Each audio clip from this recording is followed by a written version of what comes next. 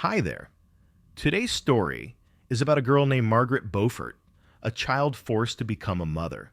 She helped build a dynasty, but first she had to survive. Let's begin. The midwife's hands were covered in blood as she tried to save a young girl's life. That girl, only 13 years old, was screaming in pain on the bed. For hours she cried as her small young body struggled through childbirth. Her baby wouldn't come out, and she was slowly dying. In that cold winter of 1457 at Pembroke Castle, death filled the room. Everyone there knew a harsh truth that history would try to hide. Margaret Buffett should have never been pregnant at all. She was still a child, not ready for motherhood or marriage. In the next 15 minutes, I'll share a story that many historians chose to soften. The real painful truth behind a girl forced to grow up too soon. This isn't just another tale about old marriage customs. It's the story of a man's greed that destroyed a child's body forever.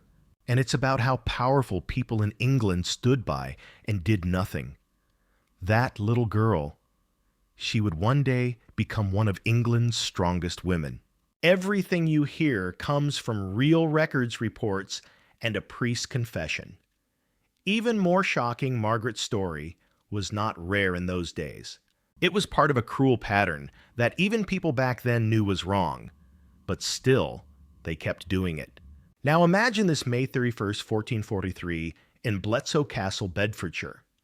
A baby girl named Margaret is born into a noble family. From the very start, she wasn't seen as a child. She was treated like a valuable item.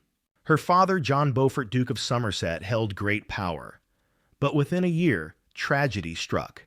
He was found dead, and rumors quickly spread through the castle. Some said he took his own life.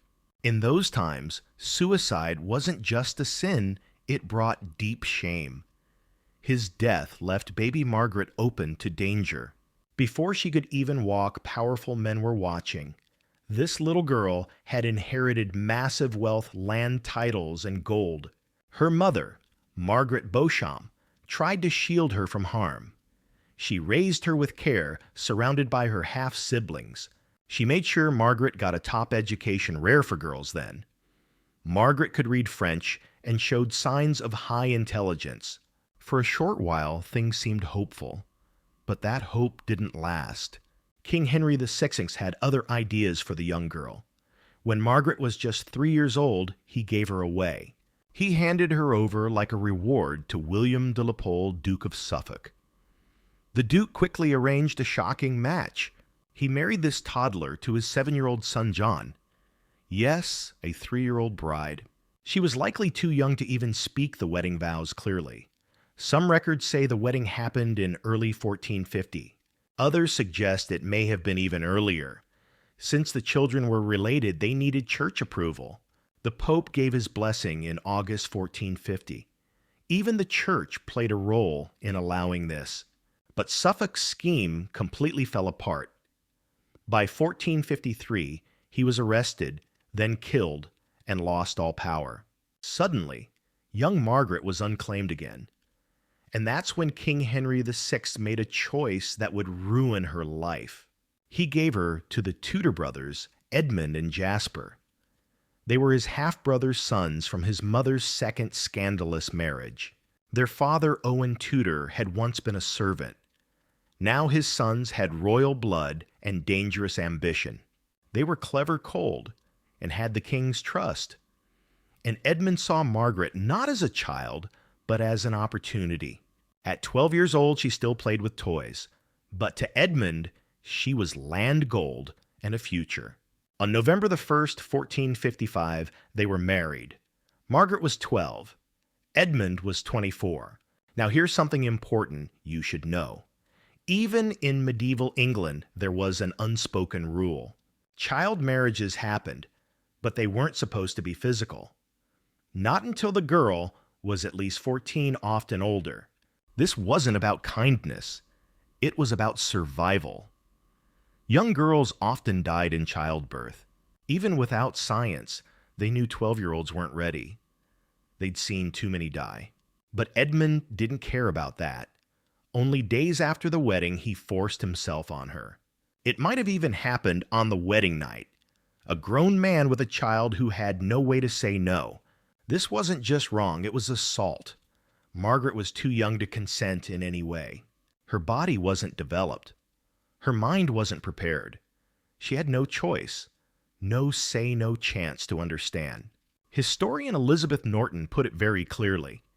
You could marry a child back then, but you weren't supposed to touch her. But Edmund had a reason, and it was cold and selfish. It all came down to property and power. At that time, if a rich girl died without children, her family got her land back.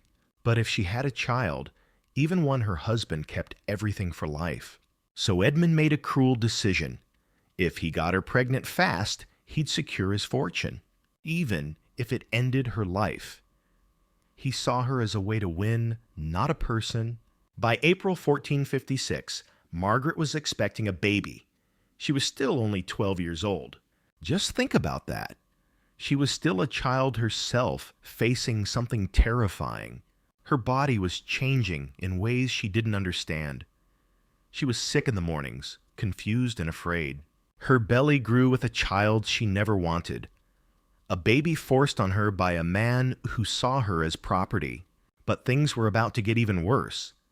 That summer, in July 1456, Edmund was captured.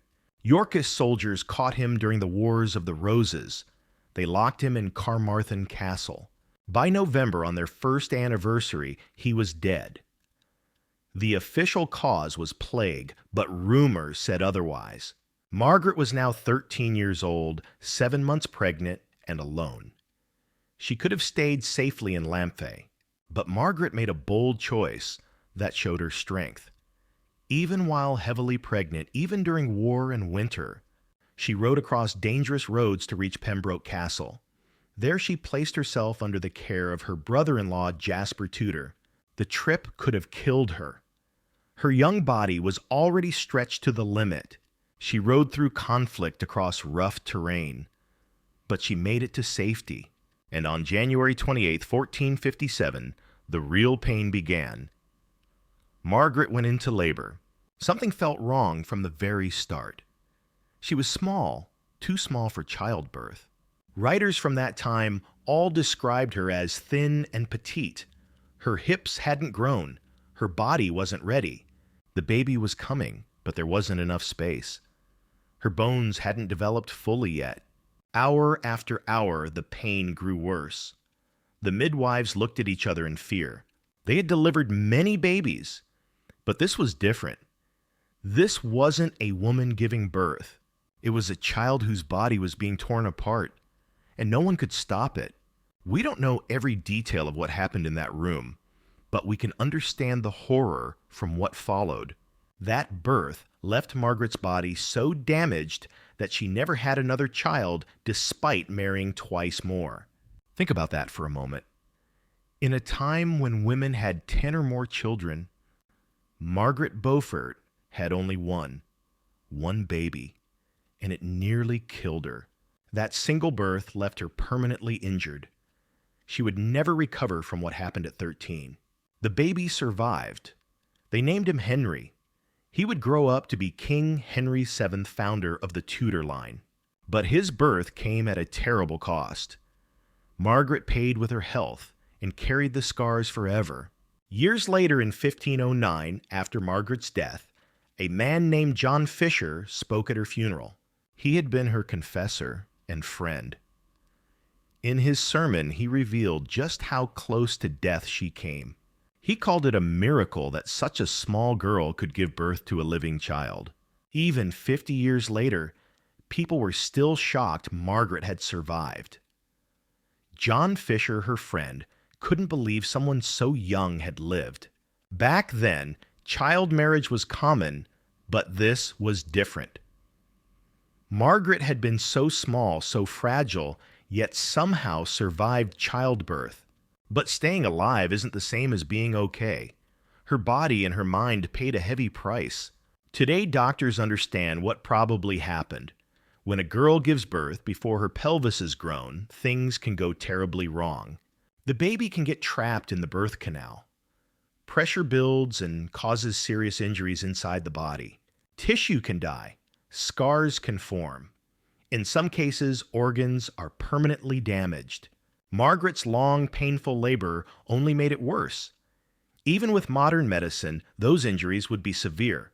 Now imagine dealing with that in the 1400s. No real treatment, no relief, just pain. And then there's the trauma she carried inside. Her father had died by suicide. Her husband hurt her. She was pregnant and alone at 13. And childbirth nearly ended her life. Can you imagine what that would do to a young girl's heart? Is it any surprise she became deeply attached to her son? Historians say her love for Henry may have gone too far. It wasn't just motherly, it may have come from deep emotional wounds. She had almost died bringing him into the world. So he became everything to her. But here's where the story gets even more powerful. Margaret learned from her pain. Years later, her granddaughter, also named Margaret, was engaged. She was promised to the King of Scotland while still very young. Margaret Beaufort stepped in. She didn't want history to repeat itself. She and her daughter-in-law, Elizabeth of York, protested together. They begged Henry VIII not to rush the marriage. We know what Margaret said from her son's own writing. He recorded her warning clearly. The Queen and my mother are strongly against this match. They fear the King of Scots won't wait and will hurt her. That one sentence says it all. Even after 50 years, Margaret hadn't forgotten what it felt like. She knew what it meant when men didn't wait. She knew how it broke young bodies and ruined young lives. She had lived through it. And she didn't want any girl to suffer like she did. But still, the politics continued. Power and marriage came before pain. Young Margaret Tudor was sent to Scotland anyway. She was married at 13, just like her grandmother had been. The story didn't end with Margaret. It kept repeating again and again. And that's what makes her life so important. It shows how power worked in Old England. It shows how girls were treated like property. And sometimes even the victims helped keep the system going. Margaret became one of the most powerful women in the country. She was the mother of a king and helped create the Tudor dynasty. But no matter how far she rose, she never escaped that dark room in Pembroke Castle. That's where she almost died giving birth. And after that, she never had another child. Even when she tried to protect her granddaughter from the same pain, she couldn't stop it from happening again. Many historians today try to soften the story. They say it was a different time with different values. Some point out that Margaret asked to be buried near Edmund, not near her later husbands. But trauma can affect the heart in strange ways. In the 1400s, there was no word for Stockholm Syndrome, but pain. That's timeless. What can a 12-year-old do when everyone around her says, "This is normal. This is God's will. This is your duty"? She had no real choice. So maybe she tried to accept it. Maybe she believed it was fate. But the truth is, even back then, what happened to her was wrong. Most people waited until a girl was at least 14 for marriage to be real, sometimes even longer. Rich families often added rules to marriage deals. They said the husband must wait until the girl was older. But Edmund Tudor ignored all that. He made a 12-year-old pregnant for political gain, and people were shocked, even in that time. But still, they let it happen, because they didn't see Margaret as a person. She was something to be used, something to trade, something to control. The king gave her away. The nobles watched the wedding. The priest gave his blessing. Everyone knew what would happen next. No one stopped it. And from that pain, a royal dynasty was born. From her suffering, the Tudors rose to power. Every Tudor king, Henry VIII with his 6 wives, and Queen Elizabeth in her golden age. All of it began with a 13-year-old girl who nearly died giving birth. Margaret survived, and in many ways she won. She founded colleges at Cambridge University, Christ's College and St. John's still remember her name. She supported learning. She shaped politics. She even signed her name Margaret R. like a queen. But no success erased the pain. No power healed the scars. Margaret died on June 29th, 1509, just 5 days after her 66th birthday. She outlived 4 husbands. She saw her son become king, her grandson too. She had wealth. She had status. She shaped English history. But her body never truly healed. The damage from Edmund's actions at age 12 never went away. This part of the Tudor story is often hidden. People focus on Henry VIII's wives or Elizabeth's rule, but few talk about the child who paid the price for it all, a child who almost died so a king could be born. The truth is, the Tudor dynasty was built on the broken body of a miraculously surviving girl, and Margaret's story still matters, because child marriage still exists in many places. Girls are still treated like property. Their bodies are still used, traded, and harmed. Margaret Beaufort reminds us of that. She lived. She endured. But the cost was huge, maybe too big. The midwife who helped deliver Henry may have thought it was a miracle. And in one way, it was. Margaret lived. The baby lived. But it should never have come to that. If the adults had protected her, if they had said no instead of using her, maybe she would have had a real childhood. Maybe she would have had a healthy body and more choices. She deserves her full story, told not just the power and the glory, but the wounds, the silence, the part of her that never truly healed.